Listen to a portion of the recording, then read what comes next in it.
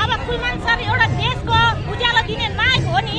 उहाँ जस्तो राम्रो काम गर्ने एउटा अफिसर है, एउटा अफिसर निकालेर चाहिँ यो अन्धकार ल्याउनु खोजेको केपी ओली सरकारले होइन।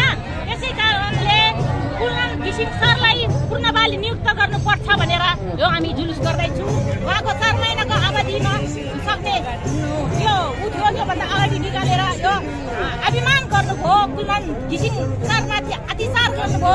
यस कारणले चाहिँ हामी यसरी उहाँको लागि न्याय गरी पाऊँ, उहाँको पूर्णबहाली नियुक्त गर्नु पाऊँ भनेर फेरि पुनर्बहाली हुन्छ त हुनुपर्छ भनेर हामी यही माग्न छु। अब जनता तातेको हो, तातेकै हो, किनकि यो अत्याचार र घुसखोर 22 अरब खानु नपाएर कुलमान सरले निकालेको हो। 22 अरब तिनीहरू खानु नपाएर चाहिँ कुलमान सर निकालेपछि खानु पाउँछ भनेर यिनीहरूले कुलमान सरले निकालेको हो होइन।